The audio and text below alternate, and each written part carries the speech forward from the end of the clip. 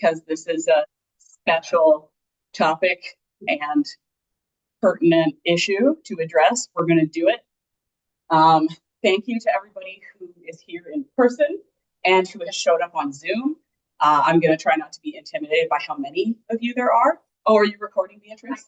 Okay, Beatrice is recording. Just so everybody knows, Beatrice and Melissa are my team. Thank you very much. Yeah, so welcome. I'm sure all of you know about Bill 5. There's been a lot of amazing, comprehensive infographics and reports and op-eds and letters effectively summarizing Bill 5, its issues, its dangers, as well as deeper dives into the language of policy in the bill and its potential meaning, which, as you'll see, is really open to interpretation. I couldn't have put this talk together without them and to all the people that contributed to that. So thank you. I'm incredibly grateful. I know some of you are on this Zoom. In this talk, I'm aiming for something a little different than those infographics have gone for, to augment and to uplift them while remembering something that's very important to me and should be to all archaeologists, which is how crucial Indigenous rights are to this conversation. I encourage everyone to use this moment to rebuild an archaeology that is just and to fight for efforts to save it, archaeology, and the precious and sacred sites and resources that it exists. So thank you all for coming, and I will do my best. Come on, clicker. All right, you're the clicker. Yep. Right, are we going? Done. Technical difficulties. Pete, why isn't it clicking? Sorry. Okay. Oh, no, I'm good. Welcome. We're very professional. There you go. Thank you. Okay, Melissa is my physical slides. You may be. Okay, so what is Bill 5? I just thought I would start with a brief introduction. The Protect Ontario by Unleashing Our Economy Act, or Bill 5, was proposed in April 2025, so very recently. Like some other bills we've seen from this government, it's an omnibus bill. It contains a lot of changes to various acts, all stuck together. Its proposed goal is to speed up development, particularly housing, by removing perceived impediments to the expediency of such projects, environmental protections, endangered species designations, and archaeological assessments, among others. So there's been a lot of people who've addressed the environmental side of this, and I really won't go into that because that's not my expertise, but I encourage you to check that out because it's also super important.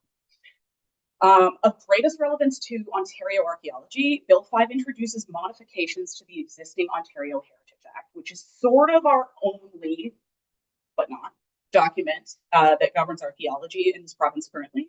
And it looks to alter the structure for determining the need for archaeological assessments of land prior to development.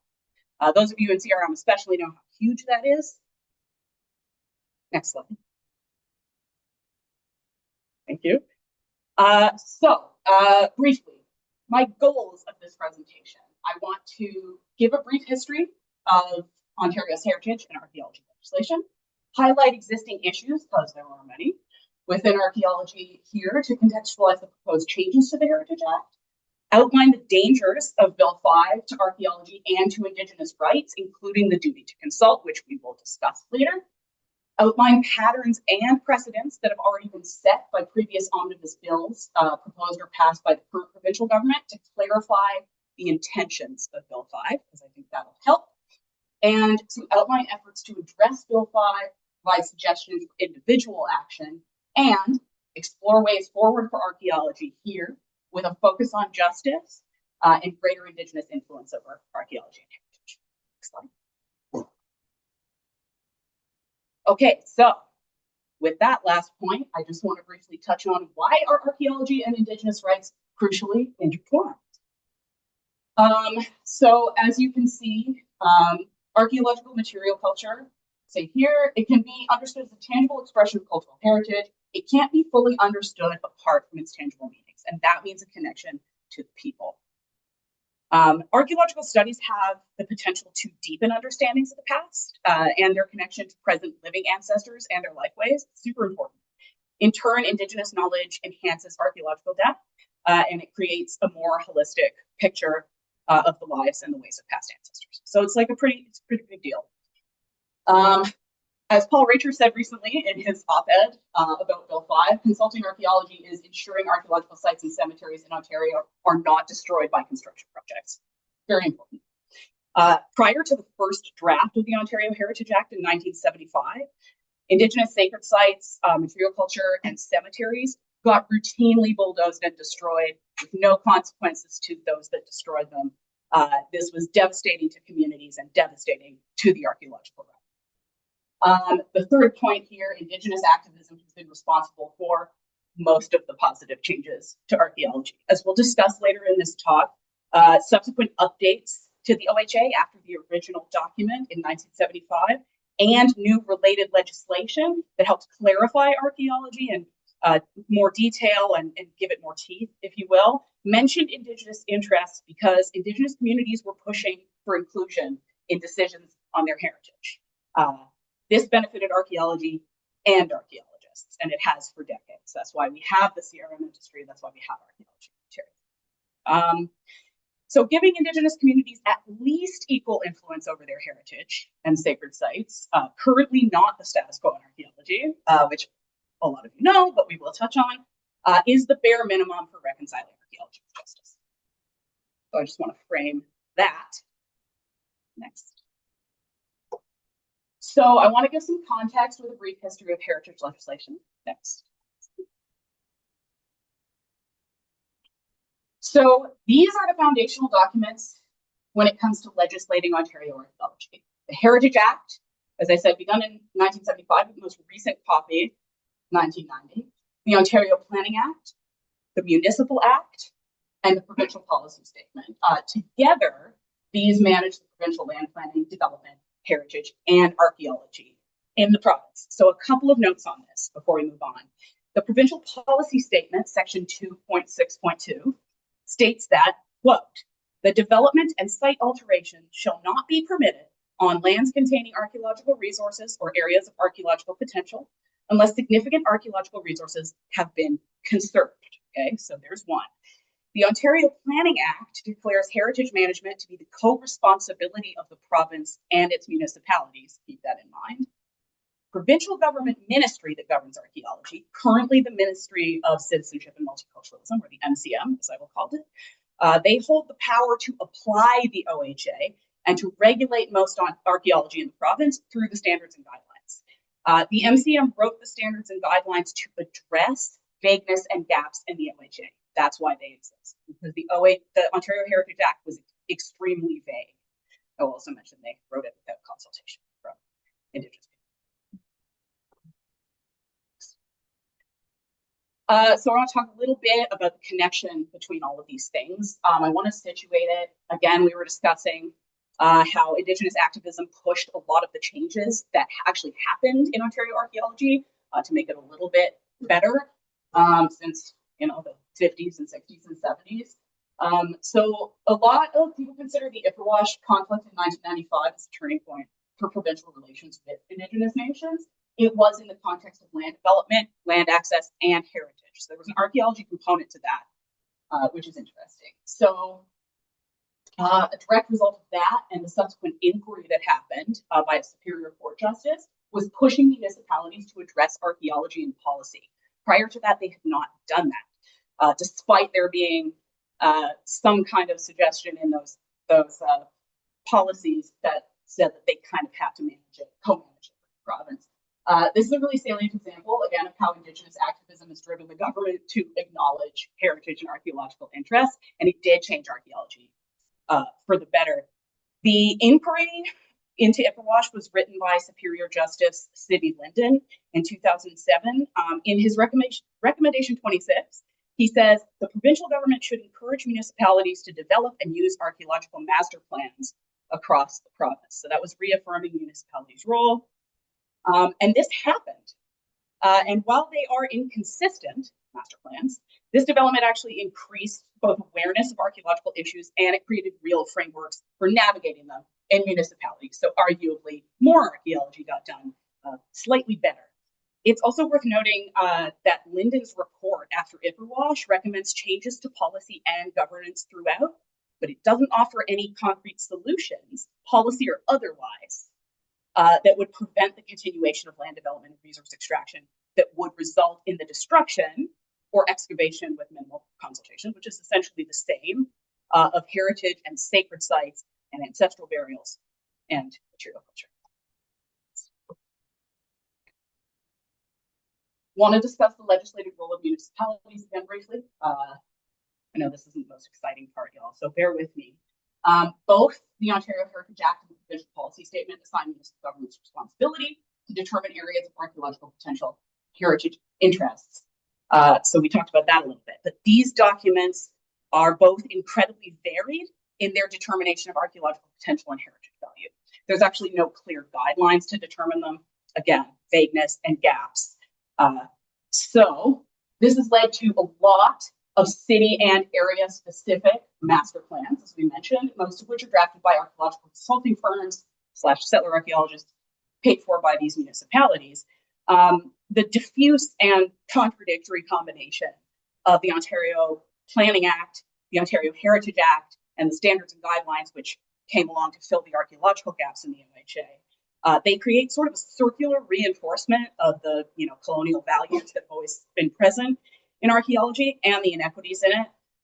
The province is simultaneously kind of delegating archaeological consultation to municipalities while also seeking to govern archaeological work through their provincial ministry. So you see, it's kind of a feedback loop. In turn, municipal governments can reassign responsibility back to the MCM, which happens a lot. So that's one of the ways in which the system's. I want to talk a little bit about weaponized vagueness and heritage legislation, because I use this in my title, so I feel like I need to address it because it's a bold statement. I hope to illustrate in this section how the vagueness that we've previously discussed of this legislation is effectively weaponized as a tool for the province to manipulate legislative interpretation to suit their needs, especially the needs of land access, development, and so Ontario's Municipal Act influences archaeological and heritage research in the province, but it doesn't explicitly mention Indigenous communities or their heritage interests, despite the majority of archaeology in the province is Indigenous. Though it's notable that heritage policy clarifies that municipal governments have to adhere to provincial policy during land development and can't defy their direction. This is a robust example of the vagueness of the heritage policy because nobody really follows that per se.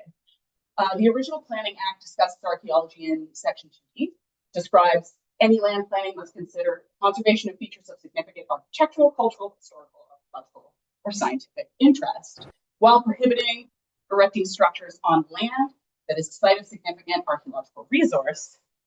They do this without attempting to define what constitutes areas of archaeological interest or importance. So again, vagueness and gaps. I will repeat myself a little bit, but I'm trying to drive home how this is the precedent, this is the path that's set. So it's the vagueness of the OHA, as we mentioned, that made the S&Gs, the standards and guidelines for consulting archaeology, necessary. And this vagueness is shared by all related legislation in Ontario. So that kind of makes these pieces of heritage policy malleable from a policy standpoint. You can kind of interpret them for your needs. And that is what the government has been doing. I want you all to keep that in mind when you're considering Bill 5 and its suggested modifications to the Ontario Heritage Act. I'm going to get some water. Also, I'm hot, forgive me.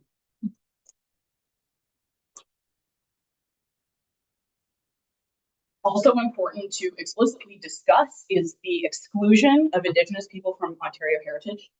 The standards and guidelines were presented when they were published, and they kind of still are, as a set of fair, equitable, and thorough procedures that balance Indigenous and settler heritage and land use interests. But the lived experience of Indigenous archaeologists and monitors in the field tells a completely different story.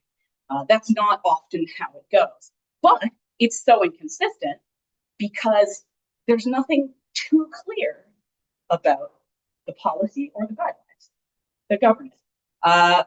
Indigenous people are excluded from Ontario archaeology in some of the following ways, and this is directly, you can see this by looking at the standards guidelines. There's an emphasis on the importance of clearing land for development as the driver and arbiter of importance of archaeological work. Failure to mandate Indigenous engagement at every step of the archaeological process. It's at step 3. There's 4 stages it's strongly encouraged to engage before that. Not outlining engagement, not even in the main body of the standards, but in a still in draft technical bulletin. Awarding upper level archaeological licensing opportunities, only those with privilege to access and achieve settler educational qualifications, and not making any exceptions for traditional knowledge or experience. And a clear demarcation between archaeologists and monitors that excludes Indigenous knowledge as type of heritage expertise. Again. So this leads us to the duty to consult. Something I see mentioned in almost every archaeologically related discussion of Bill 5, and you will see why. There's a good reason. So the duty to consult was the result of a lot of Supreme Court cases. I've mentioned some of them here. I won't read them all to you. And sorry for the wall of textiness of this presentation, everybody. It's just because of the nature of the situation. So the duty to consult would allegedly accommodate Indigenous rights where there's evidence that the Crown, and that also means the province, has knowledge that a development will impact these rights. So pretty bold statement, but it's also pretty vague. So this includes the rights to control heritage and archaeological resources. The new required form of consultation was no longer like a matter of addressing Indigenous interests, but rather the Crown had to actually consult with Indigenous nations regarding their legal rights. So that was a big change. It also affirmed that Indigenous consultation couldn't just be rolled into consultation with the general public. That's another big change that happened, as Indigenous nations have their own distinct rights. So these are all the things that were established by the duty. I personally believe the province is already in violation of the duty with their inadequate and exclusionary policies for Indigenous people. And I talk about it a lot. So we're going to keep talking about the duty to consult. Like we said, it's vague, and that means it's open to problematic interpretation. One of the main issues with the duty to consult is that it's triggered only in cases of established Indigenous rights, but then those rights have to be constantly proven or affirmed in the courts, often at the nation's expense, almost always. If Indigenous rights are unable to be proven in court, the duty, and I love this quote, the duty to consult becomes merely a procedural and not a substantive obligation. So that means that they're just doing it because they have to, in plain language. All evidence points to the province using the duty at best as a procedural obligation and at worst as an annoying impediment to expedient development. Though the duty is to consult Indigenous communities in cases where their rights might have been infringed on, it also means that consultation is one of the requirements for justifying infringement. So you see the cyclical nature. An example of how rights might be proven in court, I'm going to give you an example real quick.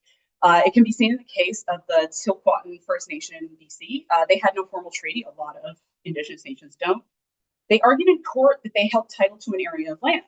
But to prove this in court, they were asked to provide comprehensive proof that they occupied the area exclusively and continually prior to the arrival of settlers. At their own expense, they presented and collected documentary evidence, including archival and archaeological data, its analysis, mapping, and more. This took 12 years.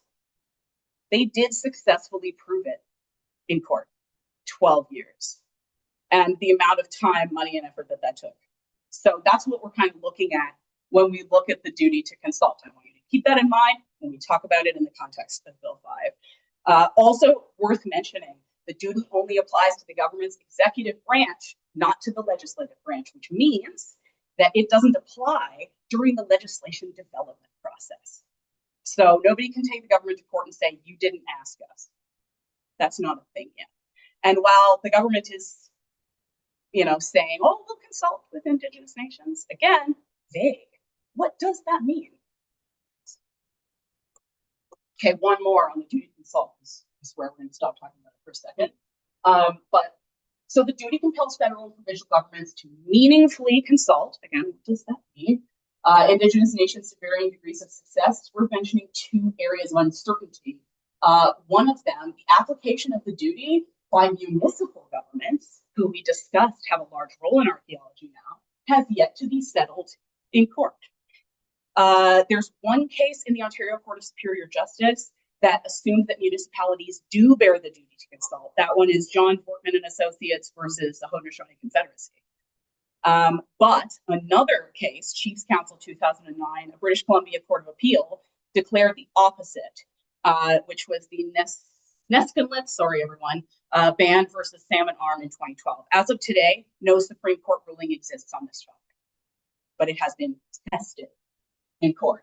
The second thing is the United Nations Declaration on the Rights of Indigenous People, which has been, affirmed a couple times by Canada as something they say they follow, requires that governments consult and cooperate with Indigenous nations during development of legislation. So UNDRIP actually does say that the duty to consult applies during legislation development or regulatory changes that impact Indigenous communities. This consultation and cooperation has yet to be brought before Canada's courts. As such, no case precedents exist yet to determine how that might work. These two areas represent more vagueness and more uncertainty, more open-ended, open to interpretation parameters for consultation that can have serious impacts on Indigenous sovereignty, and already do, and by extension on the future of archaeology in the province, because those two are forever entwined. You can go back. Does the federal government has accepted UNDRIP, but the provincial government hasn't accepted UNDRIP? Yeah. Does that bind the Ontario government because the federal government has agreed to it? I don't know. I think it should, but it doesn't, because the provinces get to legislate themselves. So, and this is a great example, because we're seeing legislation like Bill 5 that has nothing. It does not satisfy UNDRIP in any way that the federal government has said. My second question is that if the court has already determined that the federal government and the provincial governments need to have a duty to consult, and since municipal governments are under the authority of the Ontario government, are they not bound by the same requirement of the Ontario government? Yeah, and you could argue that in court, but it hasn't been argued yet. And so it hasn't come up because it's not in the province's interest nor the municipalities, which I think we'll touch on. Yeah. Okay, so before we finally tackle Bill 5, I know that's what you all came to talk about, but trust me, the context is important. Thank you for your patience. I just want to provide a really brief summary for those of you watching who might not be familiar, or for people like me who need a reminder of the state of things before tackling an analysis. That's me. I need that. So, archaeological assessments are triggered before most development or resource extraction efforts in Ontario, with very few exceptions or exceptions. Automatically triggered. People in CRM, we experience this. The Ontario Heritage Act currently gives the provinces the power to license archaeologists, currently through the MCM. Those archaeologists are granted authority to identify, assess, and access sites as a precursor to development or resource extraction. Licensing requires a BA for a research license or an MA for a P license. There's an avocational license for those without degrees. It's pretty prohibitive. And as many can tell you, obtaining a research license after an avocational takes years, and it requires mentorship from a senior licensed archaeologist. So pretty exclusionary. So the data from these assessments that these licensed archaeologists do, including site details, is given to the provincial ministry, who have an exclusive inventory of sites, site locations, and archaeological reports. They don't release that information to everybody, nor easily, including Indigenous nations. The MCM encourages engagement with Indigenous communities, where engagement is vague and not specifically defined anywhere, early and often, but the standards and guidelines only require it, stage 3 and 4 of the archaeological assessment project. And lastly, management of archaeology by the MCM has major long-standing issues with report and licensing backlogs, with communication, with consistency, and the ability to enforce quality archaeology. It's not going great. So I want to talk about two acts that preceded Bill 5. They're related legislation. They were put forth by the same provincial government recently to give you some further context. So the first one is the development of the Greenbelt Bill, which I'm sure everybody remembers. It resulted in a really big fight. A lot of people mobilized, a lot of people talked to their MPPs, and it didn't pass. It was quashed through just a massive effort of citizens and groups to educate MPPs, especially the MPPs from this current government, on the devastating consequences of the act. So take note of this. And then there's 2022's Bill 23, the Build More Homes Faster Act, which did pass. So this bill started placing limitations on who could challenge development projects. It was kind of a big deal. Like it was an omnibus bill like Bill 5, so it contained a lot of stuff with some other stuff hidden inside. That's sort of the strategy of these omnibus bills. So it stripped Ontario's environmental conservation authorities of a lot of their influence in the development process. So that happened in 2022. That's been going on for a couple of years. It including their ability to challenge development on the basis of land conservation and pollution concerns. So that was a big one. It also removed the right of community members, both settler and Indigenous, to appeal development plans. That was a thing before, and gave the province power to override municipal planning decisions. That's another big one to keep in mind. It also removed municipal green building standards, gave developers and corporations control over parkland planning and green space, made significant changes to regulating wetlands, at-risk species, scaled back the influence of conservation authorities, changed the Aggregates Resources Act, governing resource extraction, making it easier and faster to improve resource extraction. I could go on. So bills like this, as I mentioned, have been strategically used by this government and others, but recently this government, to overwhelm Parliament with an omnibus. It contains some devious tweaks to policy that may go noticed and may go unnoticed. The disingenuous, as some have called it, bills, they purposefully slip in changes to existing legislation protecting land, ecology, and Indigenous rights, and now heritage. We have noticed the changes in Bill 5, but it's a big act. Next. So we're going to talk about it. The Protect Ontario by Unleashing Our Economy Act. In April 2025, the government tabled this bill at the legislature. It was only tabled in April. It's already in its second reading. So Bill 5 presented itself, like I was saying, as omnibus bill, saying it's about something and being about something else. This one says it's a response to Trump-era tariffs and aggression. Frames its changes as a way to expedite development to help Ontario and Ontarians and protect Ontario by, quote, unleashing its economy through the removal of impediments to development. And these are mostly environmental and heritage protections. The bill introduces some serious changes to the Ontario Heritage Act. It's the first time it's been changed since forever. And it's designed to work in tandem with the new Special Economic Zones Act, which I'm going to discuss a little bit more in a minute.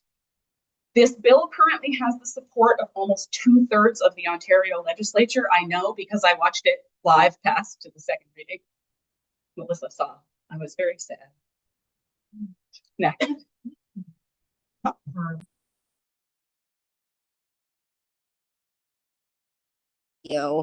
Here. Okay. How long has it been doing that for? Oh dear. I'm sorry, everyone. Can you hear me better?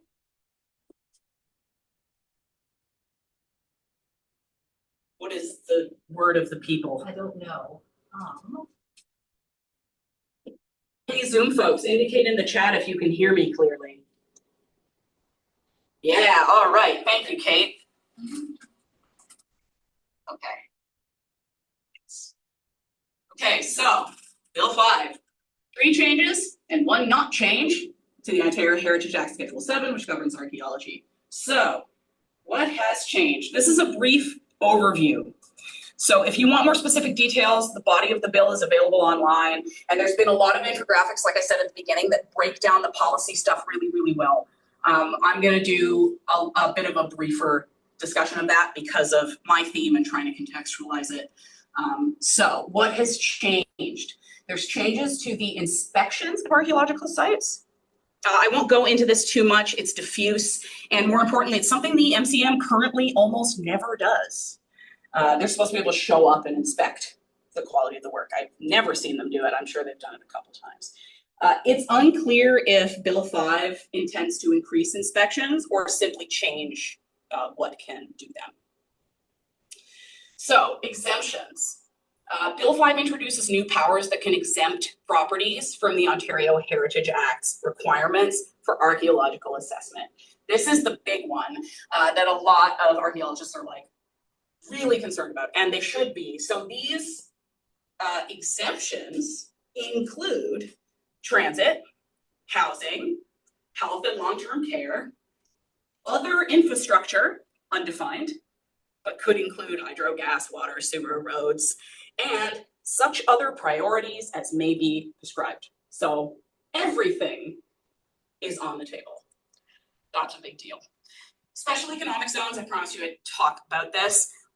They're a means of extending the reach of exemptions even further. So it's a special zone that gets designated, and it enables the Lieutenant Governor to first of all, the Special Economic Zones Act enables the Lieutenant Governor to designate these zones, poorly defined in both policies, and to exempt, quote, trusted proponents and designated projects or trusted projects, i.e. developers and development projects, from the Ontario Heritage Act requirements. And one of these areas is the Ring of Fire, where there is a lot of Indigenous archaeological heritage and a lot of communities with their heritage and self-determination on the line.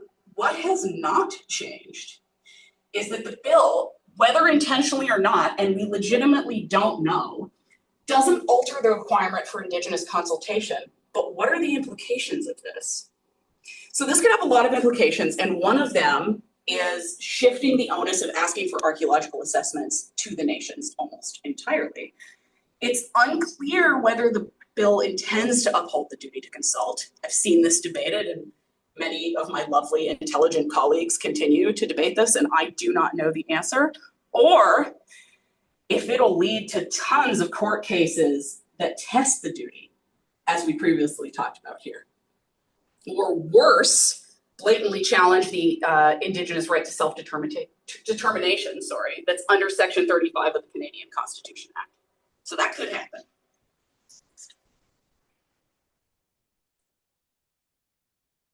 So, to summarize, overall, Bill 5 contains vague wording in keeping with prior heritage legislation, as you can see. It's open to being exploited by bad actors, as we have seen, or it might be used to initiate positive change, as we have also discussed. I hope that I've done an okay job in illuminating for you all the history of the deliberate vagueness in heritage legislation and why it's used on purpose by governments, as well as some of the detrimental and positive changes that have resulted from interpretation of said legislation. So this is the context in which we have to consider Bill 5. So what does this mean for archaeology? I'm sure everybody here is thinking about that. Bill 5 is essentially a way for the province to bypass its own regulations and laws. It already has a bunch of regulations and laws surrounding development. This is essentially a direct bypass. They're just cutting it off. The bill correlates inefficient development with archaeological environmental assessments. That's a big deal. They're basically saying you are in our way. Frames archaeology as an impediment to progress. So that's a big deal. Because the bill proposes to do away with some of the requirements for municipalities, like we discussed, and other regulatory authorities that trigger assessments, the current status quo that we talked about, archaeology would no longer automatically occur before development. That is a dramatic change from the way it is currently. So some implications of this might include obviously the destruction of sacred and precious sites, material culture, the burial sites of ancestors, Cemeteries aren't subject to Bill 5 exemptions, by the way, but paradoxically, burials are mostly discovered through pre-development automatic cemeteries. So I'm going to be finding them until they get hit, which is not what you want. The burden for initiating archaeological assessment may shift almost entirely to the nations, as I mentioned previously, and will likely involve lengthy, frustrating bureaucratic appeals to the provincial government for every area exempt from assessment by Bill 5. That's a lot. That's a lot to bear. So I want to go over some of the current efforts to address Bill 5.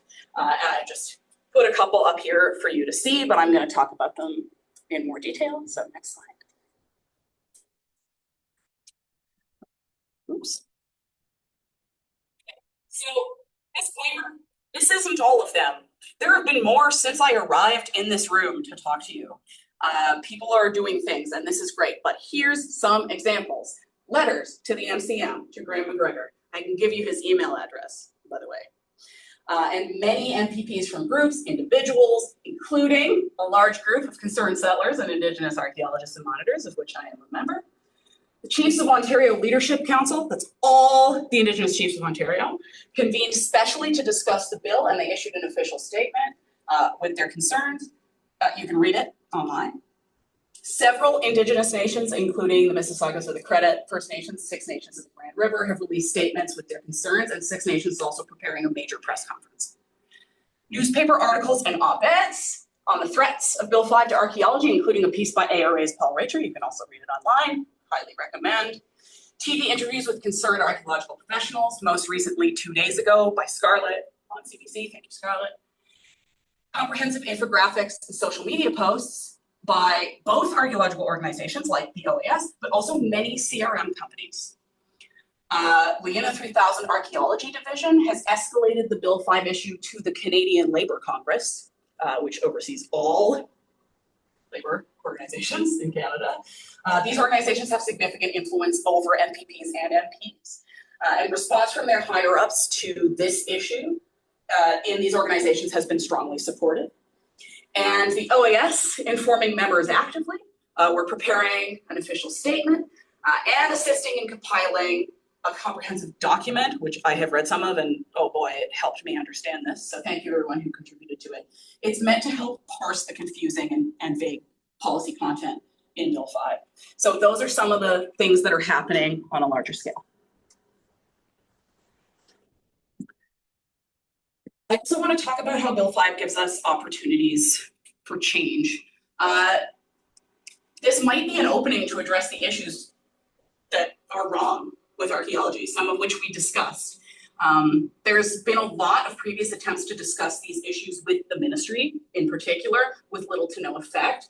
But with this bill, there's actually potential to change or reduce the ministry's role in archaeology. So that's a big one.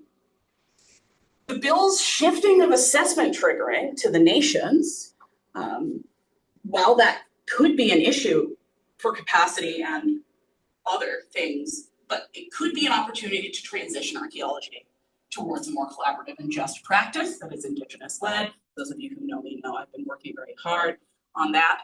So I hope that can happen.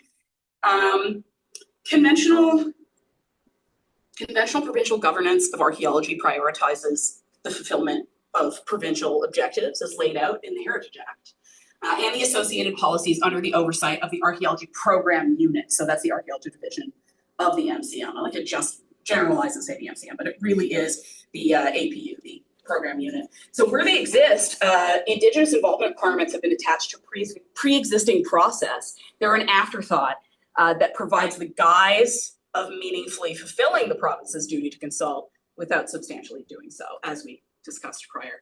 So bypassing the conventional regulatory regime, like what we have right now, and putting Indigenous interests in the foreground through a duty to consult and accommodate interaction, that's like a pretty unique opportunity for Indigenous nations to have a bigger role in stewardship and in ownership of their heritage and sacred sites and the data from that. So that's a big deal.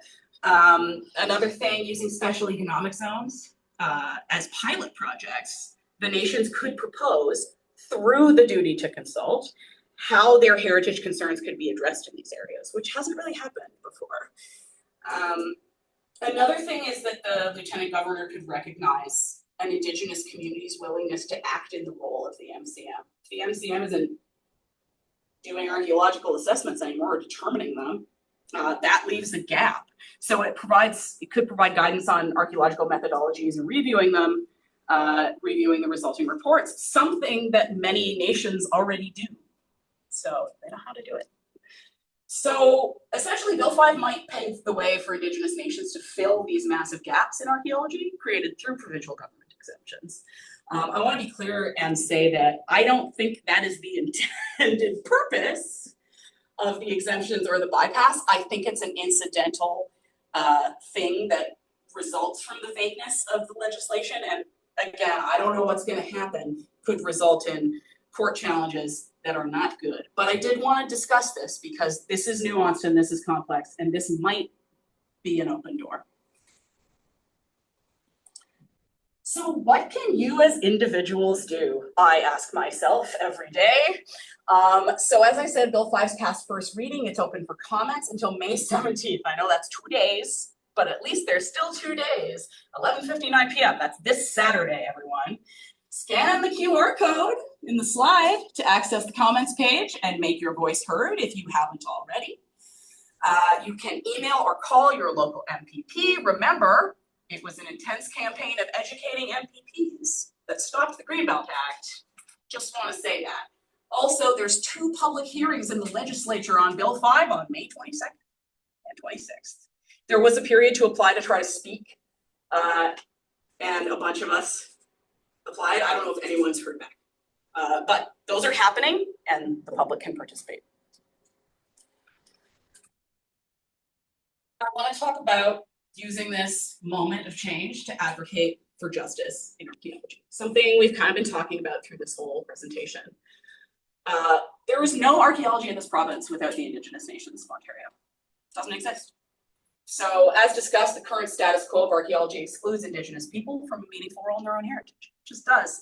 And any change to archaeology has to correct this balance in order to be just. So Bill 5 is sinister, but it's an open door.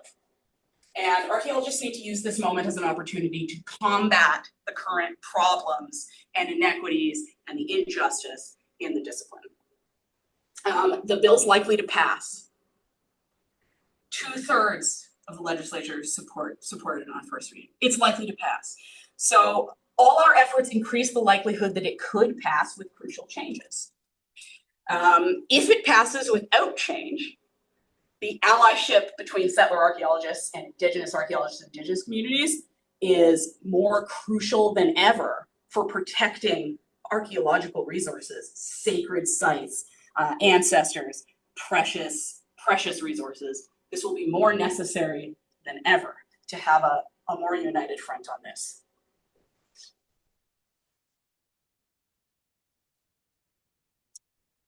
So some ways to do this: advocating for Indigenous needs and voices in comments about Bill 5. You can put that in your comment. I will be. My comment's going to be a couple paragraphs.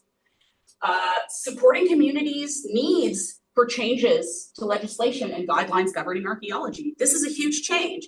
If this passes, it's going to be a lot. We need to strongly support each other on this. If Bill 5 passes without meaningful change, which it may, supporting communities in legal action against the province, because as we discussed, the duty to consult gets tested in court, including financial support. Offering capacity support and training and other assistance to help communities deal with this in the best way possible. So those are some of the ways. I just want you guys to think about that. And yeah, I'm going to stop talking now, but thank you. I hope that made sense and that I was able to contextualize the bill in a slightly different way than maybe you've seen before, and in a way that makes you think, and that makes you think about the future of archaeology. Especially thanks to the contributions of the OAS and the Group of 21. You know who you are. Everyone's been working super tirelessly to compile all this stuff. I wouldn't have been able to do this without their work. So thank you, and thank you for caring, everyone in this room. Thanks, Beatrice. She wrote me a nice message on my notes. So the next page is just my references. Yes. Thanks, Emily. PhD student always has to put their references on. So thank you, everyone. I am not a policy expert, as you probably know, but I wanted to recognize and outline patterns. So I hope I've done that.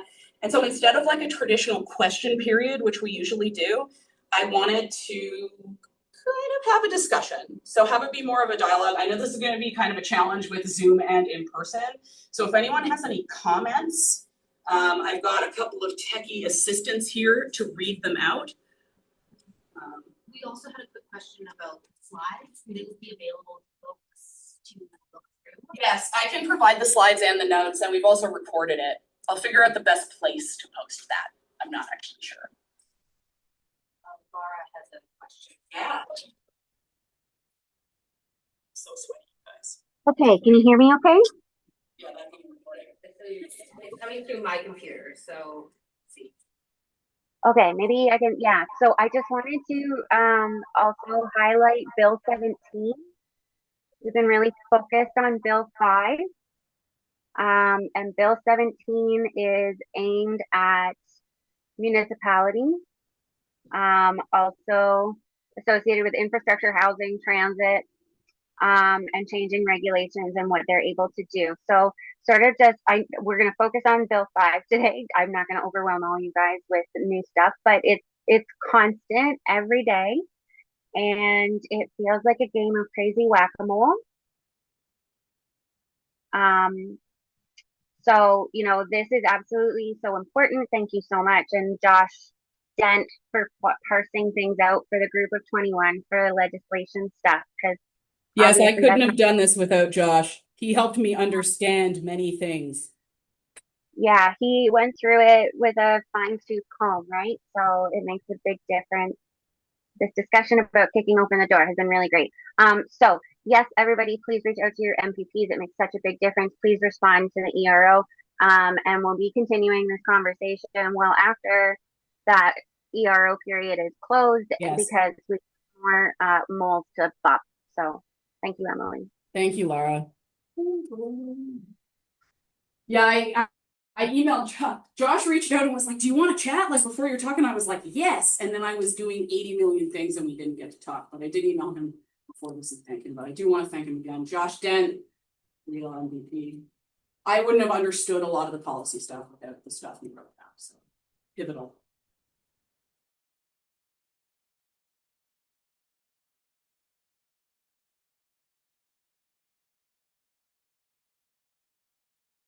And hopefully that will be. We're doing tech things here, group.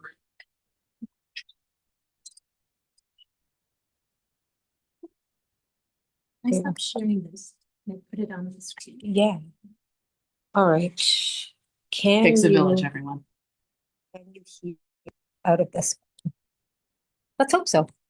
You can carry that around. Okay, I'm carrying the phone around for the questions in the room. Look at us. What is your comment or question, my friend? So I was just wondering, I've been seeing, like most of the stuff that I've been seeing about Bill 5 has been about the environmental aspect of it, like just in the wider world. And I'm wondering if you have any ideas on how we can kind of capitalize on that momentum. Absolutely.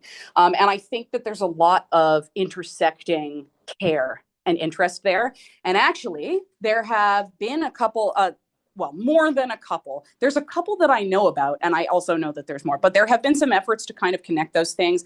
I know that Laura and others, Beatrice, who else met with Mike Schreiner, the leader of the Green Party? Oh, a ton of folks. Like a ton of people. So yeah, so connecting the archaeological issues to the environmental issues by talking to an MPP, Mike Schreiner, that's been a big thing that people have been doing.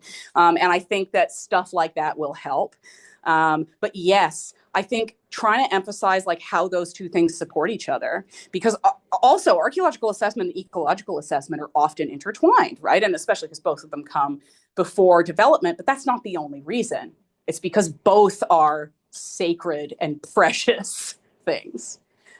So great question. I hope I kind of answered it, but we had like a good chat about it. Yeah, for sure. Okay, excellent. Oh, okay. I'm coming around to another person in the room. Everybody on Zoom, this is happening. You can't see it, but I just want to expand on that question because I'm involved in a lot of like organizing efforts, and I've been involved in organizing at a pretty high level. And thank you. something that I've noticed that archaeology doesn't do well is we don't connect with other disciplines. We're very insular.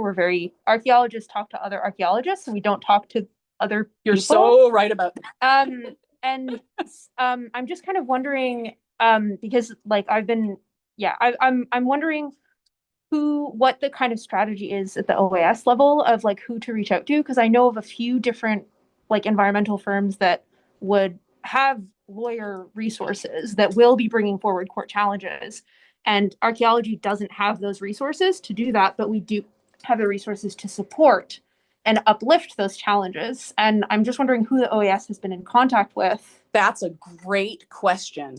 We may have been. I don't know the answer to that, but I think that's a really important thing to say. And maybe some people in the Zoom group have a little bit of comment on this, or it's something to think about if the OAS hasn't done that. Because you're right.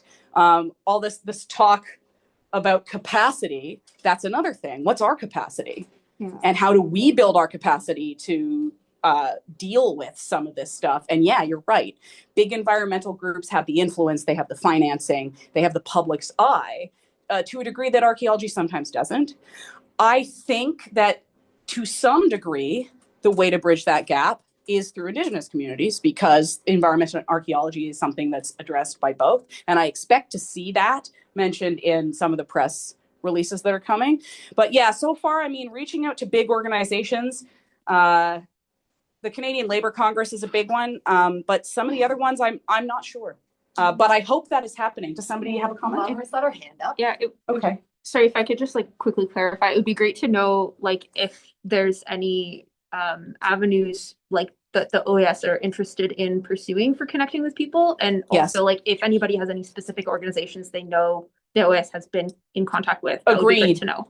Laura, who is on the OAS exec, has her hand up, so hopefully we haven't answered that. Sorry, I couldn't answer that, but no, okay. It takes a village. She might come through the phone there. Okay. So fingers crossed. All right. Yeah, okay, so I am the Heritage Advocacy Director on the board. This has landed very squarely in my lap. Yes. I did know that things like this were coming, and I knew that it would be a difficult job. So please reach out to me by all means. Emily can pass out my contact information. I'll give you Laura's contact. To join some of our group of 21 meetings that we've been having about this. There's a whack of us that meet. We have been meeting since this came out almost once a week, I think, at least. Yeah. And we share information and we connect on stuff, and we use our networks to sort of reach out. So absolutely, we have been connected with some of those bigger environmental groups, like Environmental Defense, and I get their updates and I try to attend some meetings. I think Paul is attending a couple of them as well. And connecting there, but certainly through Group of 21, I'm trying to circulate these things as well. So get on our list. We would love to have assistance. If you are offering assistance, that would be wonderful. There are a bunch of folks in that group that do work for some of these larger engineering firms, and they're moving in their own spaces as well. So by all means, join the effort. But I think working together like this has been really great because it makes us feel like we can make a difference as a group, but we can also like bring our own connections and ideas and background. Like, again, I'm gonna just Joshy's my favorite, but you know, the review of that legislation is really out of the grasp of a lot of us because it's not what we do. So by pooling our resources, we're not necessarily like duplicating effort. We're building on each other's effort. So please do join us. Thank you, Laura, and thank you. And I will give you the contact. Couple things in the chat, Emily. Okay, couple things in the chat. So, I'll let you come over here. I'm back. Chris Kearns was saying when writing my MPP, I took a slightly different approach. I didn't necessarily focus on the archaeology, but really focused on the impact to his constituents. Environmental and good planning were part of it. Heritage is important in my area, particularly agricultural heritage. And he's been kind enough to share the letter that he wrote with everyone on the chat. Oh, excellent. Yeah. Thank you, Chris. Yeah, and there's like, this is kind of what part of what I wanted to sort of show is that there's so many angles to talk about this from. And like Laura was saying just a second ago, like this is a collaborative effort. It has to be. We give each other ideas, we give each other support, we give each other capacity, and we fill in gaps that, you know, each other has.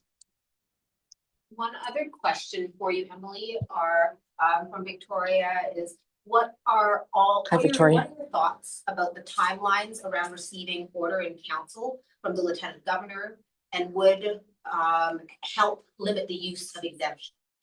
I'm trying to be hopeful these exemptions won't actually be used due to government process. It might. That is an option. And there were some things I didn't touch on in here just because I didn't want to keep you here forever. But yes, you're right. And that's a good point. That is a thing. And so again, it's kind of hard to interpret what actually is going to happen. So you're right. That could happen. So the exemptions could end up not being used a lot because of the timeline thing or other issues, or not. I you know what? I bet Josh could speak better to this, but yeah. Did Josh put up his hand? Josh, put up your hand. Also, the battery on this computer is running low. All right. Sorry, I'm here.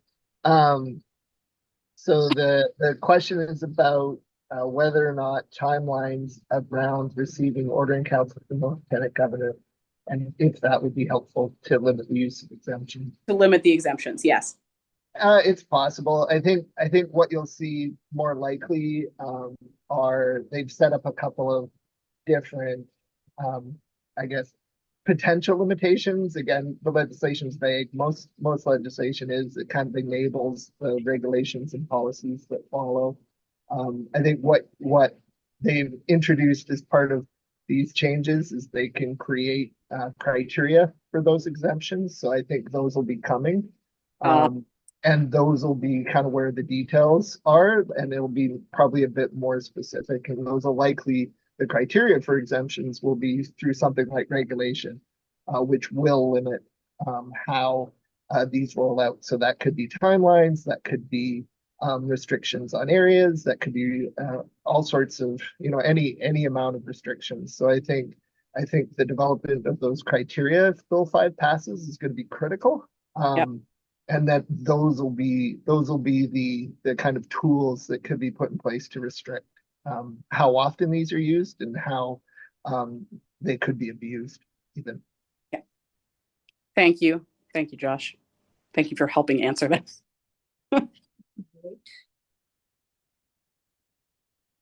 So Peter online's post saw that yesterday from Amnesty International Canada, they had published an article. So that's another thing folks can take a look at. Oh, excellent.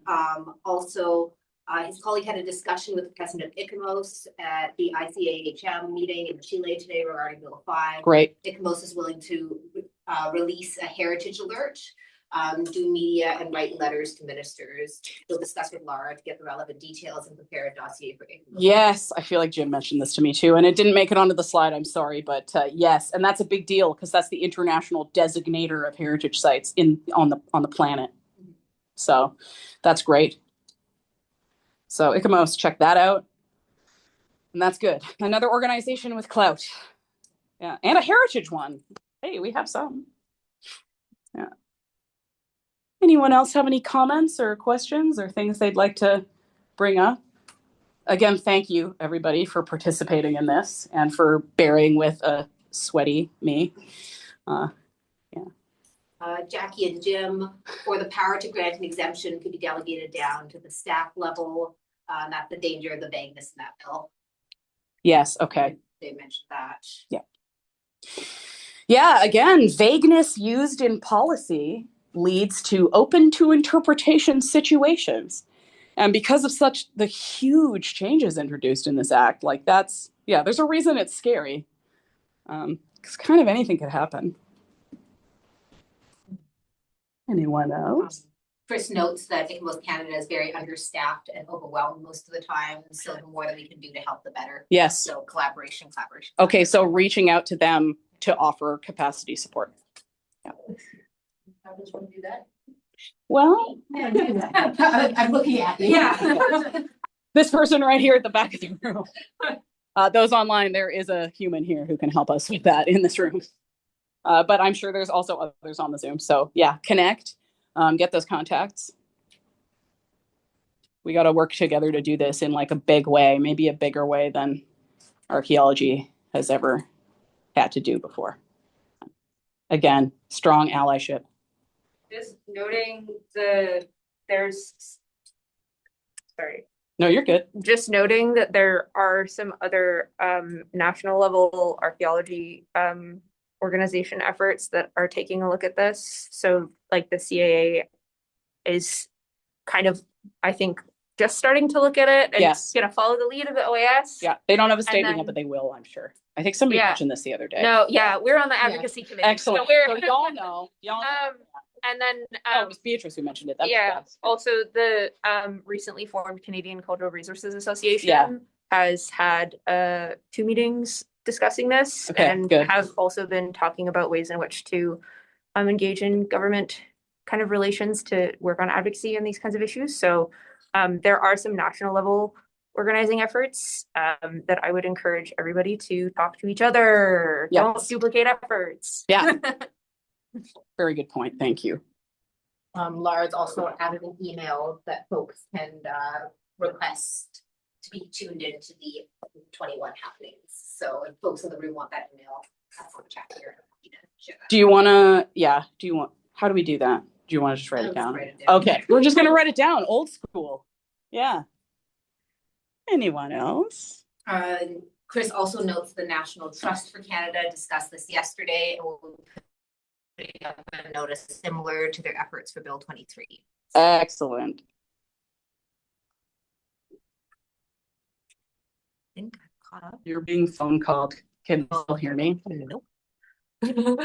Sorry, y'all. We had a phone call coming through. Am I? You're all good. Okay, excellent. I can still hear you. Oh, good, excellent. Anybody else have any comments, questions? I'm still hosting. Yeah. My laptop died. Yeah, we're crushing it. Okay, I really wanna hammer home that all of these things that we talked about tonight are interconnected and they're all important and they are all critical context for addressing this bill, including the things we all just talked about. But I just want to reiterate that there is no archaeology in Ontario without the nations. The nations need a role going forward that is bigger and better than the one that they've been given. Yes, Bill. I would say that is 100% accurate, except for those archaeology companies that choose not to engage. Yeah, that's especially right. At stage 3 and stage 4. Mm-hmm. Maybe you should look at the roster of the APA. I think those types of fellows are the types that like to not engage. That's a really good point, Bill. Thank you. You're welcome. I just want to make sure so everyone heard that on there. No. Thank you very much. See you tomorrow, Bill. Yeah. What Bill said. Thank you, Bill. Oh, could I jump in to be and I'm sure this has all been discussed, and so I apologize for joining late. Penny Young, everybody. Raw post on the ERO by tomorrow night. No, Saturday night. Saturday night. We got 2 days. Yeah. And I don't know if anyone mentioned there's the opportunity, even though you can't speak to the committee, there is still the opportunity to submit a written submission to the Standing Committee of the Interior, who is the group that is hearing the bill. Thank you, Penny. I forgot about that. So yeah, the period for applying to speak in person to the committee is passed, but you can still do written. Is that the same site that has the link to the comments? Yes. Okay. Because weirdly enough, like it says do you want to make an oral presentation? And of course, that's come and gone. But the same link then says, do you want to do a written? If you click that, then it says, oh my gosh, I think you might have till May, don't quote me, like 22nd or 20, like much later. Yeah, because the first public hearing is on the 22nd, right? It's the Right. 22nd and the 26th. Okay, so That's a really good point, Penny. Thank you. So you can submit not just a comment, but also a written statement that might get discussed or read. Yeah. At the Fingers hearing. crossed. You Yeah. never know. Like everybody's being told, from what I've been hearing from the Environmental Defense Canada crowd, you know, vote early, vote often, take the core of your message and plug it anywhere. It doesn't really matter. Like, you don't have to feel pressure to write a brand new thing. Whatever you put in the ERO, potentially recraft and submit it as asked to submit a written submission that yeah, vote early, vote often, put it everywhere. It doesn't That's have right. to be more creative. And you're right, Penny. And so like the more people that submit written statements, some of them will probably be read. So yes, blast yes, them. Yeah, because that issue of ERO stuff doesn't necessarily have to be viewed by everybody. That's what seemed kind of scary to hear that. Thank you so Thanks. much, Penny. Oh, okay. I've got another question in the room from a human who is present here. I'm just wondering, for these written statements, do you have to have like clout to submit to them? No, like, or anyone anything? can. Anyone can. Yeah, Okay. anyone can. Okay, good to know. Same And with how the would comments. you go about that? Yeah, so the QR code. Okay, perfect. Sorry, my brain. Okay, perfect. The QR code that was in the presentation, and also some folks already have the link, but it's the same page. Okay. Yeah, and like Penny said, there is a thing. It probably still says like apply to talk to them, but then it'll give you the option to give a written statement. Thanks again for that. Yeah. Is there a way, just based on your attendance list to this meeting, that you could just like send a blast with it? Or could we, I guess we could just probably put it in the chat, right? Just for anybody that missed it on the QR link? code. Yeah.